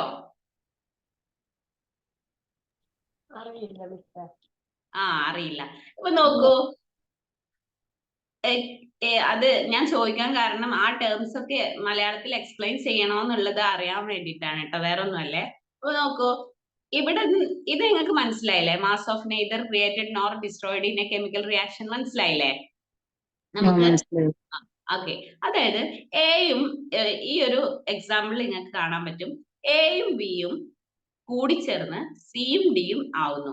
അതായത് എ എന്ന ഒരു പദാർത്ഥം, എ എന്ന അഭികാരകം എന്ന് പറയും. അതായത് രാസപ്രവർത്തനത്തിൽ ഏർപ്പെടുന്ന വസ്തുക്കൾ ഇവിടെ എയും ബിയും ആണ്. അതിനെയാണ് നമ്മൾ റിയാക്റ്റന്റ് എന്ന് പറയാ. ഈ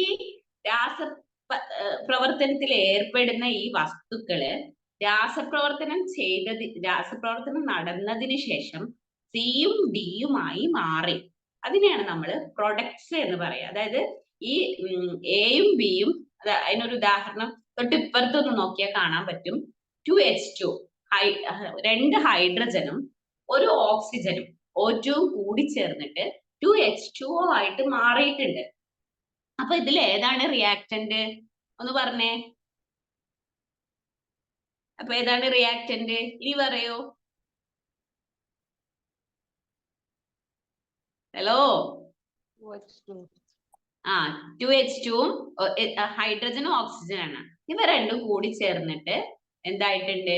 H2O എന്ന് പറഞ്ഞിട്ടുള്ള ഒരു പ്രൊഡക്റ്റ് ആയിട്ട് മാറിയിട്ടുണ്ട്.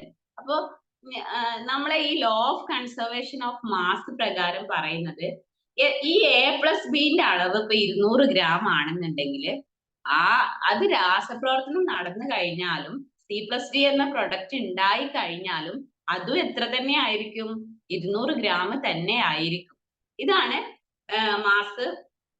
മാസ് ഓഫ് എന്താണ് is neither created nor destroyed എന്ന് പറയുന്നതിന്റെ ഒരു മീനിങ് എന്ന് പറഞ്ഞു കഴിഞ്ഞാൽ. അപ്പൊ അതാണ് ഈ ലോസ് ഓഫ് കെമിക്കൽ കോമ്പിനേഷൻസിൽ ഒരു ഒന്നാമത്തെ ലോന്റെ ഒരു സംഭവം എന്ന് പറഞ്ഞു കഴിഞ്ഞാൽ. അത് വെച്ചിട്ടുള്ള ചെറിയൊരു പ്രോബ്ലം ആണ് ഇപ്പുറത്ത് കൊടുത്തിട്ടുള്ളത്.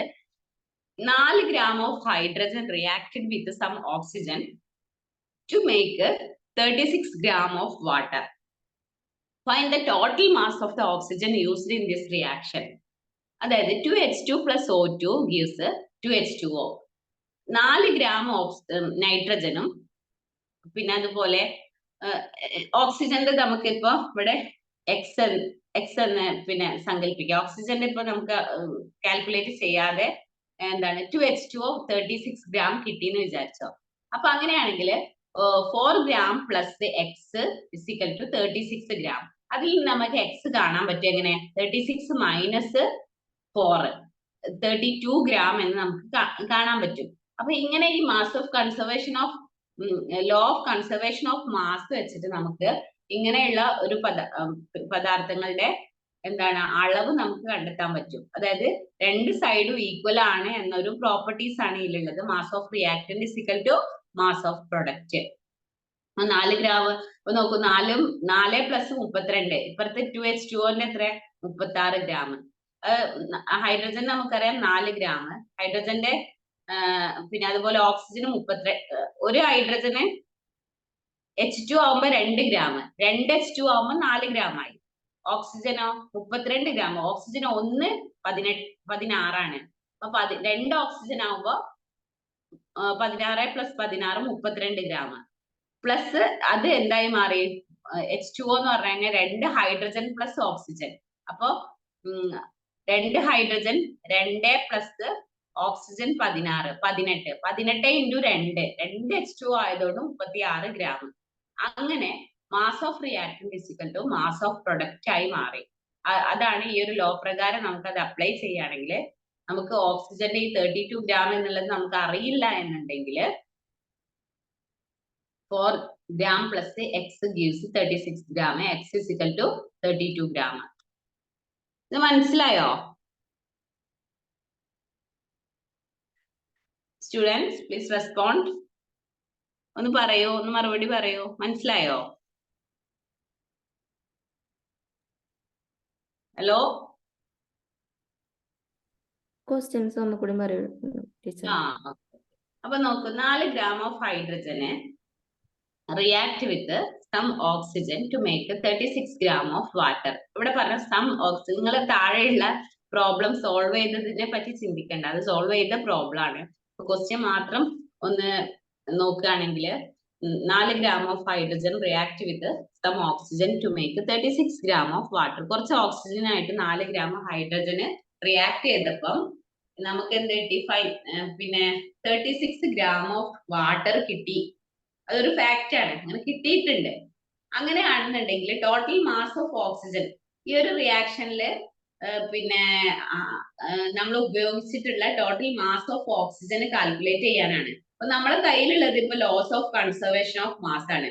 നമുക്കറിയാം റിയാക്ടന്റ് H2O2 കൂട്ടിക്കിട്ടുന്ന സംഭവം തന്നെ ആയിരിക്കും ആ രാസപ്രവർത്തനം കഴിഞ്ഞ ശേഷം ഉണ്ടാവുന്ന H2O. അപ്പൊ ഈ 4 gram പ്ലസ് എക്സ്, അതുപോലെ നമുക്ക് ഓക്സിജൻ ഇവിടെ അറിയില്ല. 32 gram എന്നുള്ളതാണ് അവിടെ നിങ്ങൾക്ക് കൺഫ്യൂഷൻ ഉണ്ടാക്കുക. അത് നിങ്ങളൊന്ന് മറന്നേക്കൂ. ആ റിയാക്ഷന്റെ താഴെയുള്ള അളവ് നിങ്ങൾ മറന്നേക്കൂ. അപ്പൊ 4 gram പ്ലസ് എക്സ് എത്ര ഓക്സിജൻ എന്ന് നമുക്കറിയില്ല. ഇക്വൽ ടു 36 gram എന്ന് നമുക്ക് ഈ ഒരു ലോ പ്രകാരം നമുക്ക് എഴുതാൻ പറ്റും. അങ്ങനെയാണെങ്കിൽ എക്സ് പെട്ടെന്ന് കിട്ടൂലേ? 36 മൈനസ് 4 നമുക്ക് എന്താക്കാൻ പറ്റും? എക്സ് എന്ന് പറയാൻ പറ്റും.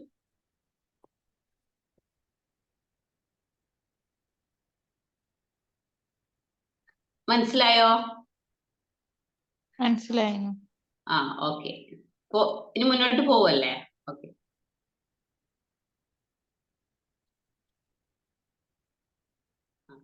അപ്പൊ ഒന്നാമത്തെ ലോ ആണ് എന്ത്? Law of chemical combinations. ഇത് വെച്ചിട്ട് നമുക്ക് രണ്ട് സൈഡും റിയാക്ടന്റും അതുപോലെ പിന്നെ ബാലൻസിങ് ഓഫ് റിയാക്ഷൻ ഒക്കെ അടിസ്ഥാനം ഈ law of the chemical law of conservation of mass ആണ്. ഇനി ഒരു അടുത്ത ലോ എന്ന് പറഞ്ഞു കഴിഞ്ഞാൽ ലോ ഓഫ് ഡെഫിനിറ്റ് പ്രൊപ്പോർഷൻസ്.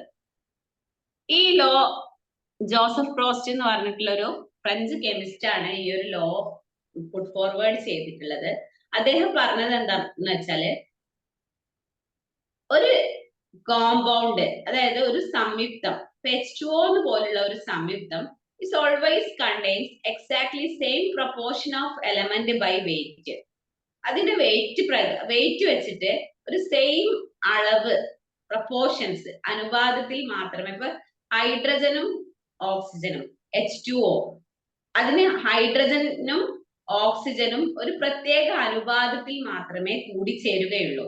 ഇത് സെയിം ചില സമയത്ത് ഇതിനെ law of definite proportion, definite composition എന്നും പറയാറുണ്ട്. അതായത് ഒരു കെമിക്കൽ കോമ്പൗണ്ട് എല്ലാ സമയത്തും ഒരേ എലമെന്റ്സ് മാത്രമേ അതിൽ ഉണ്ടാവുള്ളൂ. എങ്ങനെ? Same proportion and mass. അതിനൊരു ഉദാഹരണം ഒന്ന് ശ്രദ്ധിക്കുക. കാർബൺ ഡൈ ഓക്സൈഡ് ഒരു കോമ്പൗണ്ട് ആണ്. നമുക്ക് കാർബൺ ഡൈ ഓക്സൈഡ് ഡിഫറെന്റ് മെത്തേഡിൽ നമുക്ക് ഉണ്ടാക്കാൻ പറ്റും.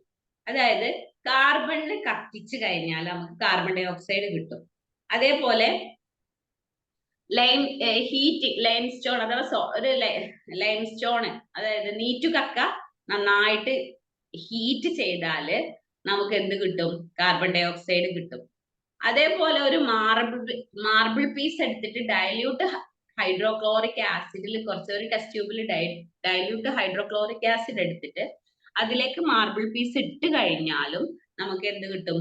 കാർബൺ ഡൈ ഓക്സൈഡ് കിട്ടും. അപ്പൊ എങ്ങനെയാണെന്നുണ്ടെങ്കിലും കാർബണും ഓക്സിജനും തമ്മിൽ കൂടിച്ചേരാന് ഒരു സിമ്പിൾ ഹോൾ നമ്പർ റേഷ്യോ ഉണ്ടാവും. അപ്പൊ 3 കാർബണിന് 8 ഓക്സിജൻ എന്നുള്ള അർത്ഥത്തില് ഒരു പ്രത്യേക ഒരു അനുപാതത്തിൽ മാത്രമേ എന്താക്കാൻ പറ്റുള്ളൂ. എല്ലാ സാമ്പിളിലും കാർബൺ ഡൈ ഓക്സൈഡ് നമുക്ക് ഒബ്സർവ് ചെയ്താൽ കാണാൻ പറ്റുമോ? കാർബൺ 3 ആണെങ്കിൽ 8 ഓക്സിജൻ ഉണ്ടായിരിക്കും. അങ്ങനെ ഒരു കൃത്യമായ റേഷ്യോ, ഒരു ഹോൾ നമ്പർ റേഷ്യോ എപ്പോഴും അത് മെയിൻറ്റെയിൻ ചെയ്യുന്നതായിട്ട് കാണാൻ പറ്റും. അതാണ് ഈ ഒരു ലോ പറഞ്ഞത്. ഒന്നും കൂടി മനസ്സിലാക്കുക. അതായത് നമുക്ക് തന്ന ഒരു കോമ്പൗണ്ടില് അവ തമ്മിലുള്ള ഒരു കൂടിച്ചേരൽ, ഇപ്പൊ കാർബണും ഓക്സിജനും ഒരു കാർബൺ ഡൈ ഓക്സൈഡ് എന്ന് പറഞ്ഞിട്ടുള്ള സംയുക്തത്തിലുള്ള 2 മൂലകങ്ങളാണ് കാർബണും ഓക്സിജനും. അപ്പൊ ഈ കാർബണും ഓക്സിജനും തമ്മിൽ കൂടിച്ചേരുന്നത് ഒരു പ്രത്യേക കോമ്പോസിഷൻ അനുപാതം, ഒരു റേഷ്യോ വെച്ചിട്ടേ അതിന് കൂടിച്ചേരാൻ പറ്റുള്ളൂ. ഇതാണ് ജോസഫ് പ്രോസ്റ്റ് പറഞ്ഞിട്ടുള്ളത്. കിട്ടിയോ? ലോ ഓഫ് ഡെഫിനിറ്റ് പ്രൊപ്പോർഷൻ കിട്ടിയോ? ഓക്കെ. ഇനി അടുത്തത് ലോ ഓഫ്, ഇതൊക്കെ ഇത് ചോദിക്കുന്ന ക്വസ്റ്റ്യൻസ് ആണ് കേട്ടോ. പിന്നെ അപ്പൊ അതുകൊണ്ട് അങ്ങനെ തന്നെ അത് പഠിക്കണം കേട്ടോ. ലോ ഓഫ് മൾട്ടിപ്പിൾ പ്രൊപ്പോർഷൻ അടുത്ത ലോ ആണ്. അപ്പൊ ഒന്നാമത്തെ, ഇതൊക്കെ കെമിക്കൽ കോമ്പിനേഷൻസിന്റെ ലോ ആണ് നമ്മൾ ഡിസ്കസ് ചെയ്യുന്നത്. അതായത് എങ്ങനെയാണ് 2 കെമിക്കൽസ് കൂടി ചേർന്നിട്ട് മറ്റൊരു പദാർത്ഥം ഉണ്ടാവുക. അതിങ്ങനെ തോന്നിയ മാതിരി കാർബണും ഓക്സിജനും തോന്നിയ മാതിരി കാർബണിനെ കണ്ടാൽ എന്നാ കുറച്ച് കാർബൺ ഇങ്ങ് വാ, എന്നാ കുറച്ച് ഓക്സിജൻ ഇങ്ങ് വാ എന്ന് പറഞ്ഞ അങ്ങനെ പിന്നെ കൂടിച്ചേരുകയല്ല, മറിച്ച് അതിനൊക്കെ കൃത്യമായ ഒരു ലോസ് ഉണ്ട്. അതിന്റെ ഒന്നാമത്തെ ലോസ് ആണ് നമുക്ക് പറഞ്ഞത് കെമിക്കൽ ബാലൻസിങ്ങിന്റെ അടിത്തറ എന്നറിയപ്പെടുന്ന ഒന്നാമത്തെ ലോസ് ആണ് ഇത് കൺസർവേഷൻ ഓഫ് മാസ്.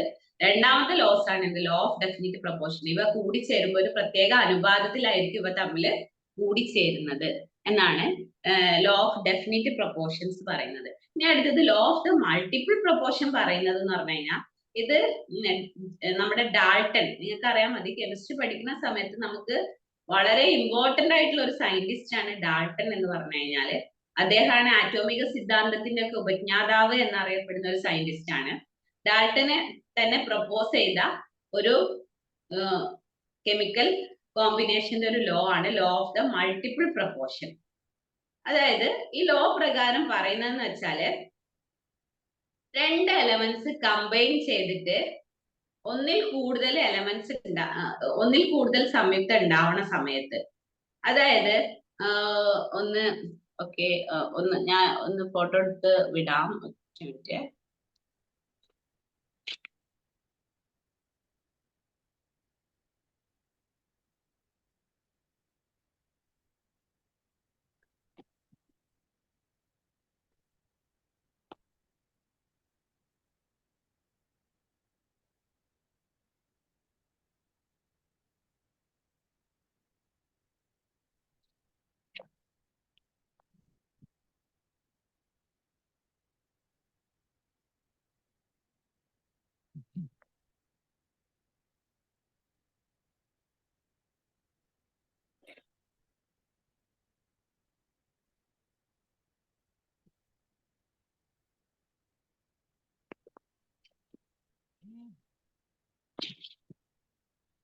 ഈ ചിത്രം കാണാമോ സ്റ്റുഡൻസ്? ഈ ചിത്രം കാണാൻ പറ്റുമോ? കാണുന്നുണ്ട്, പക്ഷെ അത് ഒരു ലെവലിലല്ല. ഓക്കെ, റെഡിയാണോ? ഹലോ. ഓക്കെ, അപ്പൊ ഇതിൽ നോക്കൂ, കാർബൺ 12. ഇപ്പൊ ഈ ഒരു മൾട്ടിപ്പിൾ പ്രൊപ്പോർഷനിൽ പറയുന്നത് എന്താ വെച്ചാൽ, ഇപ്പൊ ഇവിടെ കാർബണും ഓക്സിജനും കൂടി ചേർന്നിട്ട് കാർബൺ ഡൈ ഓക്സൈഡ് ആയിട്ടുള്ളത് കാണാൻ പറ്റും. അതേപോലെ കാർബണും ഓക്സിജനും കൂടി ചേർന്നിട്ട് മറ്റൊരു സംയുക്തമായ കാർബൺ മോണോക്സൈഡ്. കാർബണിന് 2 ഓക്സിജൻ ഉണ്ടാവും, നമ്മൾ കാർബൺ ഡൈ ഓക്സൈഡ് എന്ന് പറയും. കാർബണിന് 1 ഓക്സിജൻ മാത്രം ഉള്ള ഒരു സംയുക്തമാണെങ്കിൽ അതിന് നമ്മൾ കാർബൺ മോണോക്സൈഡ് എന്നാണ് പറയാ. അപ്പോ ഈ ഒരു ലോ പ്രകാരം നമ്മൾ പറയുന്നതെന്ന് പറഞ്ഞു കഴിഞ്ഞാല്, 2 എലമെന്റ്സ് കമ്പൈൻ ചെയ്തിട്ട് ഒന്നിൽ കൂടുതൽ കോമ്പൗണ്ട്സ് ഉണ്ടാവുന്ന സമയത്ത് mass of the element which combine with the fixed mass of other bear a simple whole number ratio. അതായത് ഇപ്പൊ നോക്കൂ, കാർബൺ 12 ഗ്രാം കാർബണും 32 ഗ്രാം ഓക്സിജനും കൂടി ചേർന്നിട്ട്, കാരണം 32 ഗ്രാം എന്ന് പറഞ്ഞാൽ രണ്ട് ഓക്സിജൻ ഉള്ളതുകൊണ്ടാണ് കേട്ടോ, കൂടി ചേർന്നിട്ട് CO2 ഉണ്ടായി. അപ്പൊ 16:32. അതിനെ സിമ്പിൾ ആയിട്ട് നമുക്ക് റേഷ്യോ ആക്കി മാറ്റാം. അതായത് വെട്ടി ചെറുതാക്കി കഴിഞ്ഞാൽ നമുക്ക് 1:2 എന്ന് കിട്ടും. അതാണ് എന്ത് സിമ്പിൾ ഹോൾ നമ്പർ റേഷ്യോ എന്ന് പറഞ്ഞു കഴിഞ്ഞാൽ. അപ്പൊ കാർബൺ മോണോക്സൈഡ് ഉണ്ടാവുന്ന സമയത്ത് എന്താ, കാർബണും ഓക്സിജനും കൂടി ചേർന്നിട്ട് കാർബൺ മോണോക്സൈഡ് ഉണ്ടായി. 12:16 ആ രൂപത്തിൽ കിട്ടി. അതിനെയും നമുക്ക് എന്താക്കാം, 12:16 എന്ന് പറഞ്ഞു കഴിഞ്ഞാൽ 2 വെച്ചിട്ട് ചെയ്ത് കഴിഞ്ഞാല് 12 6 2 തവണ, 12 6 2, പിന്നെ അത് 16 8 2 3:2 3:2 എന്ന് പറഞ്ഞിട്ടുള്ള ഒരു സിമ്പിൾ ഹോൾ നമ്പർ റേഷ്യോയിലേക്ക് മാറുന്നതായി കാണാം. അപ്പൊ ഇതിൽ പറയുന്നത് എന്താ വെച്ചാൽ, 2 elements combined to form 2 or more compounds. The mass of the element which combine with the fixed mass of other bear a simple whole number ratio. അതായത് കാർബൺ ഡൈ ഓക്സൈഡ് ഉണ്ടാകുമ്പോൾ അതിന്റെ whole number ratio എന്തായിരിക്കും, 1:2 ആയിരിക്കും. Carbon monoxide ഉണ്ടാവുന്ന സമയത്ത് നമുക്ക് കാണാൻ പറ്റും 12:16 എന്ന് പറഞ്ഞു കഴിഞ്ഞാല് അത് എന്താണ് 3:2 എന്ന് കാണാൻ പറ്റും. അപ്പൊ ഇങ്ങനെ ഒരു പ്രത്യേക അനുപാതത്തിലായിരിക്കും ഓരോ കോമ്പൗണ്ട്സ്. ഇപ്പൊ കാർബൺ ഡൈ ഓക്സൈഡ് ഉണ്ടാവുന്ന സമയത്ത് കാർബണും 2 ഓക്സിജനും കൂടി ചേർന്ന് 1:2 എന്ന അനുപാതത്തിലായിരിക്കും യോജിക്കുക. കാർബൺ മോണോക്സൈഡ് ആവുന്ന സമയത്ത് 3:2 എന്നുള്ള അനുപാതത്തിലായിരിക്കും അത് യോജിക്കുക. ഇങ്ങനെ ഒരു സിമ്പിൾ ഹോൾ നമ്പർ റേഷ്യോ ഇതിന് എന്താക്കാൻ പറ്റും, കാണാൻ പറ്റും എന്നുള്ളതാണ്. അതിന്റെ ഡെഫിനിഷൻ പ്രകാരം നമുക്കൊന്ന് പോവാം.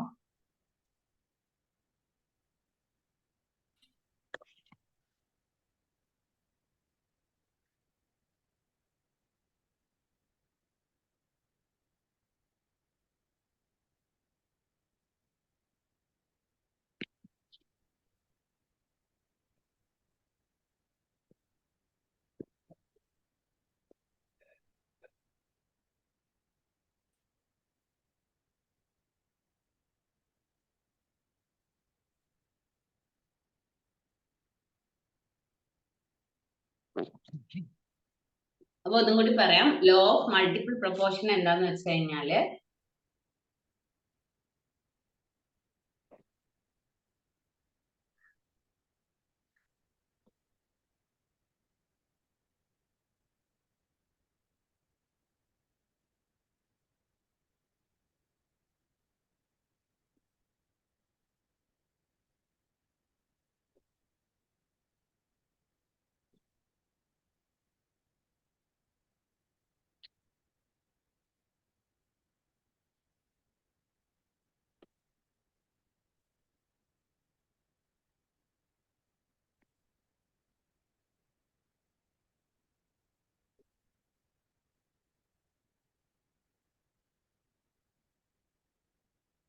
this law is Dalton proposed ചെയ്ത ഈ ലോ പ്രകാരം 2 elements can combine to form more than one compound.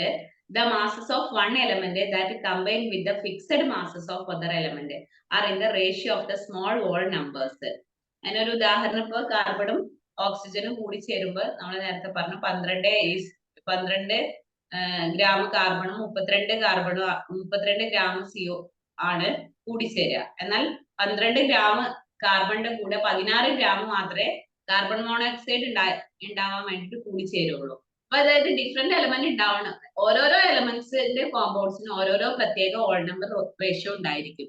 അങ്ങനെ സിമ്പിൾ ആയിട്ട് മനസ്സിലാക്കിയാൽ മതി. അതായത് ഇപ്പൊ കാർബൺ ഡൈ ഓക്സൈഡ് ആവുമ്പോൾ ഒരു പ്രത്യേക ഓൾ നമ്പർ റേഷ്യോ, അതുപോലെ കാർബൺ മോണോക്സൈഡ് ആവുന്ന സമയത്ത് ഒരു പ്രത്യേക ഓൾ നമ്പർ റേഷ്യോ. അപ്പൊ ഇത്രയും ഇതാണ് ലോ ഓഫ് മൾട്ടിപ്പിൾ പ്രൊപ്പോർഷൻ എന്ന് പറഞ്ഞു കഴിഞ്ഞാൽ. ഇനി ഇത്ര മതിയോ?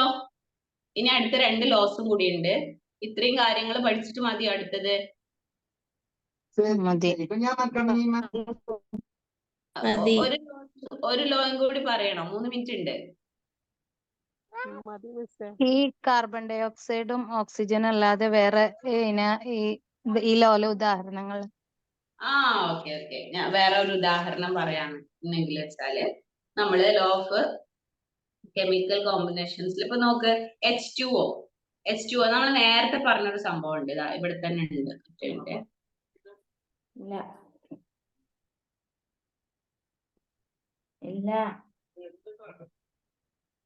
ഇതിൽ നോക്കൂ, 2H2O plus O2 gives 2H2O. കാണുന്നുണ്ടോ? ഹലോ, കാണുന്നുണ്ട്. അപ്പൊ 4 ഗ്രാം പിന്നെ ഓക്സിജന്, 4 ഗ്രാം ഹൈഡ്രജന് 32 ഗ്രാമുമായിട്ട് ഓക്സിജനായിട്ട് കൂടിച്ചേർന്നപ്പോ 36 ഗ്രാം ആയിരിക്കണ്ടേ പിന്നെ ജലം ഉണ്ടായിട്ടുണ്ട്. അപ്പൊ ഇതിന്റെ ഒരു സിമ്പിൾ ഓൾ നമ്പർ റേഷ്യോ എത്രയായിരിക്കും കൂടിച്ചേരുന്നത്? 4:32 ആണ്. 4:32 പറഞ്ഞു കഴിഞ്ഞാല് 1:8 അല്ലേ വരിക? 1:8 എന്നുള്ള രൂപത്തിലാ വരിക. അപ്പോ അതേപോലെ ഇപ്പൊ ഹൈഡ്രജനും പിന്നെ H2O2 എന്ന് പറഞ്ഞിട്ടുള്ള ഒരു പദാർത്ഥം ഉണ്ടാവും. ഇപ്പൊ കാർബണും 2 ഓക്സിജൻ H2O2, ഹൈഡ്രജൻ പെറോക്സൈഡ് ഉണ്ടാവും H2O2. മനസ്സിലായോ? അപ്പൊ H2O അതുപോലെ H2Oയും H2O2 ഉണ്ടാവുന്നത് മറ്റൊരു എക്സാമ്പിൾ ആയിട്ട് നമുക്ക് പറ്റും. പിന്നെ ഇപ്പൊ വേറെ ഏതാ? സൾഫർ ഡൈ ഓക്സൈഡ്, സൾഫറും ഓക്സിജനും കൂടി ചേർന്നിട്ട് ആ രൂപത്തിലുള്ളതൊക്കെ ഇതിന്റെ ഒരു എക്സാമ്പിൾ ആണ്. അപ്പോ ഇതുവരെ പറഞ്ഞതൊന്ന് ജസ്റ്റ് ഒന്ന് നോക്കട്ടെ. നമ്മൾ ഇന്ന് പറഞ്ഞത് എന്തൊക്കെയാണ്, നമ്മൾ കഴിഞ്ഞ പ്രാവശ്യം പഠിച്ചു വെച്ച കെമിസ്ട്രീന്റെ ഡെഫിനിഷൻ തന്നെ ഒന്നുകൂടി പറഞ്ഞിട്ട് പിന്നെ പറഞ്ഞിട്ടുണ്ടായിരുന്നു. അതിൽ നിന്ന് മാറ്റർ എന്താ എന്ന് പറഞ്ഞു. മാറ്റർ എന്ന് പറഞ്ഞു കഴിഞ്ഞാൽ മാറ്ററിന് 3 ഫോം ഉണ്ട്. സോളിഡ്, ലിക്വിഡ്, ഗ്യാസ് എന്നിങ്ങനെ ഉണ്ട്. അതുപോലെ മാറ്ററിന്റെ ക്ലാസിഫിക്കേഷനെ പറ്റിയിട്ട് നമ്മൾ ചർച്ച ചെയ്തു. മാറ്ററിന്റെ പ്യുവർ സബ്സ്റ്റൻസ് ആയിട്ടും അതുപോലെ മിക്സർ ആയിട്ടും നമ്മൾ ക്ലാസിഫൈ ചെയ്യുന്നുണ്ട്. അതിൽ പ്യുവർ സബ്സ്റ്റൻസ് എന്ന് പറഞ്ഞു കഴിഞ്ഞാല് എലമെന്റ്സും കോമ്പൗണ്ടും ആണ്. അതുപോലെ മിക്സ്ചർ എന്ന് പറഞ്ഞു കഴിഞ്ഞാൽ 2 രൂപത്തിൽ എല്ലാ ഭാഗത്തും ഒരുപോലെയുള്ള മിക്സ്ചറിനെ ഹോമോജീനസ് മിക്സ്ചർ എന്നും ഡിഫറെന്റ് ആയിട്ടുള്ള മിക്സ്ചറിനെ ഹെട്രോജീനസ് മിക്സ്ചർ എന്നും പറയുന്നുണ്ട്. പിന്നെ അതുപോലെ പ്യുവർ സബ്സ്റ്റൻസ് എന്താന്നൊക്കെയുള്ള ഡെഫിനിഷനും അതിന് എക്സാമ്പിളും പഠിച്ചു. മിക്സ്ചേഴ്സിന്റെ ഡെഫിനിഷൻസ് കൃത്യമായിട്ട് പഠിച്ചു. പിന്നെ കെമിക്കൽ പ്രോപ്പർട്ടീസ് എന്താ, ഫിസിക്കൽ പ്രോപ്പർട്ടീസ് എന്താന്ന് പഠിച്ചു. മെഷർമെന്റ് എന്താന്നുള്ളത് നമ്മള് കൃത്യമായിട്ട് പറഞ്ഞിട്ടില്ല. ചെറിയൊരു സിഗ്നിഫിക്കന്റ് ഫിഗേഴ്സ് എന്ന് പറഞ്ഞ ഒരു മെഷർമെന്റ് ഉണ്ട്, അത് പറയാനുണ്ട്. പിന്നെ അടുത്തത് ഓരോ രാസ പ്രവർത്തനം നടക്കണമെങ്കിൽ പ്രത്യേക ലോസ് ഉണ്ട്. അതിൽ 3 പ്രധാനപ്പെട്ട ലോസ് ആണ് ഇപ്പൊ നമ്മൾ ഇവിടെ ഡിസ്കസ് ചെയ്തിട്ടുള്ളത്. 1 ലോ ഓഫ് കൺസർവേഷൻ മാസ്, 2 പിന്നെന്താണ്, ഓരോ കോമ്പൗണ്ട്സും വെറുതെ അങ്ങ് കൂടിച്ചേരല്ല, അതിനൊരു കൃത്യമായ ഒരു പ്രൊപ്പോർഷൻസിലേ അത് കൂടിച്ചേരുള്ളൂ. അതിന്റെ വെയിറ്റ് ഒക്കെ വെച്ചിട്ടുള്ള ഒരു ഡിറ്റക്ട് ചെയ്തിട്ടുള്ള ഒരു കൃത്യമായ അനുപാതത്തിൽ മാത്രമേ കൂടിച്ചേരുകയുള്ളൂ എന്നുള്ള ഒരു ലോസ് പഠിച്ചു, ഡെഫിനിറ്റ് പ്രൊപ്പോർഷൻസ്. അതുപോലെ അത് ഡാൾട്ടനെ പ്രപ്പോസ് ചെയ്ത മറ്റൊരു ലോ ആണ്. ഒന്നിൽ കൂടുതൽ മൂലകങ്ങൾ ഉണ്ടാവുന്ന സമയത്ത്, അഥവാ അതിന് ഏറ്റവും ബെസ്റ്റ് എക്സാമ്പിൾ കാർബൺ ഡൈ ഓക്സൈഡും കാർബണും എത്ര അളവിലാണ് അതിന്റെ വേറൊരു അളവിൽ. അപ്പൊ ഇതൊക്കെ നമ്മള് പഠിച്ചു അല്ലെ. ഞാൻ അടുത്ത ലോസ് അടുത്ത ക്ലാസ്സിൽ എടുക്കാം കേട്ടോ. അപ്പൊ ഈ നോട്ട്സ് ഒക്കെ ഞാൻ ഗ്രൂപ്പിൽ ഇട്ടേക്കാവേ. Hello, okay. അപ്പൊ ഇതുവരെയുള്ള സംഭവങ്ങളൊന്ന് നോക്കണം കേട്ടോ കൃത്യമായിട്ട്. അപ്പൊ എന്തെങ്കിലും ഡൗട്ട് ഇതുമായി ബന്ധപ്പെട്ടിട്ടുണ്ടെങ്കിൽ ഗ്രൂപ്പിൽ ഒന്ന് ചോദിച്ചാൽ മതി കേട്ടോ. പിന്നെ അറിയുന്ന സമയങ്ങളിലായിട്ട് ഞാൻ പറഞ്ഞുതരാം കേട്ടോ. ഓക്കെ അല്ലേ? ഓക്കെ. അപ്പൊ എല്ലാവർക്കും നല്ലൊരു ദിവസം, നല്ലൊരു സൺഡേ ആശംസിക്കുന്നു. നല്ലൊരു ഹോളിഡേ ആണ്. നാളെ പെരുന്നാളൊക്കെ ആണല്ലേ. അപ്പൊ ഓക്കെ, എല്ലാവർക്കും നല്ലൊരു ദിവസം ആശംസിക്കുന്നു. ശരി. Thank you teacher. Thank you ma'am. ആ.